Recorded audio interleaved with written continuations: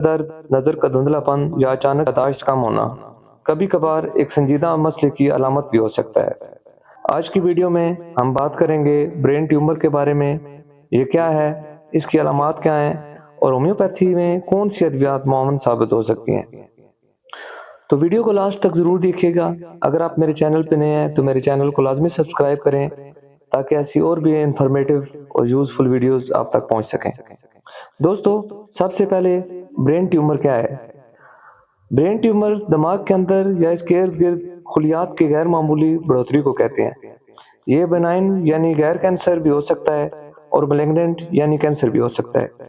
Tumour دماغ کے مختلف حصوں میں ہو سکتا ہے جس کی وجہ سے علامات بھی مختلف ہوتی ہیں۔ عام بات یہ ہے کہ ہر ٹیومر کینسر نہیں ہوتا، لیکن دماغ کی حساسیت کی وجہ سے چھوٹا ٹیومر بھی علامات پیدا کر سکتا ہے۔ اب ہم بات کرتے ہیں برین ٹیومر کی عام علامات کے بارے میں۔ ہر مریض میں علامات ایک جیسی نہیں ہوتی، لیکن عام طور پہ درجہ ذیل علامات دیکھی جا سکتی ہیں۔ مسلسل یا شدید سر درد، خاص طور پہ صبح کے ٹائم۔ بلڈ پریشر بھی بالکل نارمل ہوگا، لیکن اس کے باوجود بہت ہی شدید اور مسلسل چلنے والا درد ہر ٹائم بنا رہے گا۔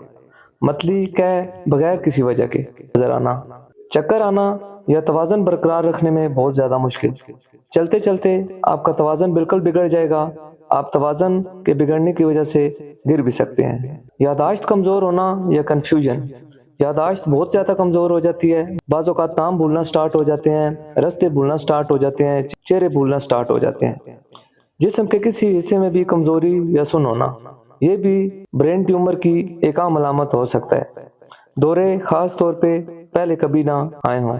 اگر پہلے کبھی بھی زندگی میں آپ کو دورے نہ پڑے ہوں، اچانک سے فٹس یا دورے پڑنا سٹارٹ ہو جائیں، تو اس کنڈیشن میں بھی یہ اشارہ ہے کہ آپ کو خدا نخواستہ برین ٹیومر ہو سکتا ہے۔ شخصیت یا رویے میں اچانک تبدیلی، یہ بھی ایک عام علامت ہے۔ اگر کوئی بندہ بہت زیادہ خوش مزاج ہے، اچانک اس کے رویے میں ایک دم سے تبدیلی آ گئی ہے، بہت زیادہ بد مزاجی آ گئی ہے، بہت زیادہ کسی نے گالیاں بکنا سٹارٹ کر لیا ہے، تو یہ بھی ایک اس کی طرف علامت ہو سکتی ہے۔ اگر ان میں سے کئی علامات اکٹھی اور مسلسل ہوں تو فوری ڈاکٹر سے رجوع کریں۔ برین ٹیومر کی اگر ہم تشخیص پہ بات کریں تو برین ٹیومر کے لیے عام طور پہ سی ٹی اسکین ٹیسٹ یا MRI ٹیسٹ، بعض کیسز میں بائیوپسی ٹیسٹ بھی کروایا جاتا ہے۔ تشخیص جتنی جلدی ہو، علاج کے نتائج بھی اتنے ہی بہتر ہو سکتے ہیں۔ ہومیوپیتھی کے اگر کردار پہ بات کریں تو ہومیو میں برین ٹیومر کا علاج علامات، مریض کی مجموعی کیفیت اور مزاج کو مد نظر رکھ کے کیا جاتا ہے۔ ہومیوپیتھی ایز اے سپورٹنگ علاج کے طور پہ بہت ہی معاون ثابت ہو سکتا ہے۔ دوستو، اب ہم بات کرتے ہیں برین ٹیومر میں استعمال ہونے والی معروف ہومیوپیتھی میڈیسن۔ نمبر 1 پہ کونیم۔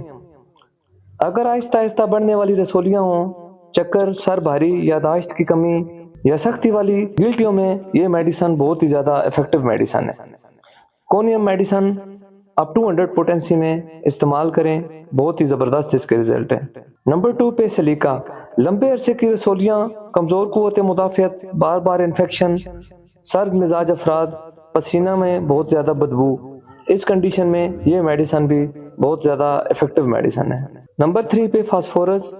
بہت زیادہ اعصابی کمزوری، یادداشت کی بہت زیادہ کمی، یادداشت بہت زیادہ متاثر ہو رہی ہو، روشنی اور شور سے حساسیت، جلنے جیسا درد یا دھڑکن کا احساس، اس کنڈیشن میں یہ میڈیسن بھی ایز اے سپورٹنگ بہت ہی ہیلپ فل ثابت ہو سکتی ہے۔ نمبر 4 پہ تھوجا۔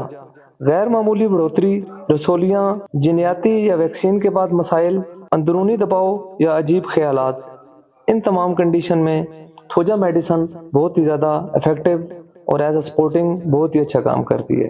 دوستو، دوا، پوٹینسی اور خوراک کا انتخاب صرف ماہر ہومیوپیتھ مریض کی مکمل کیس ٹیکنیک کے بعد کرتا ہے۔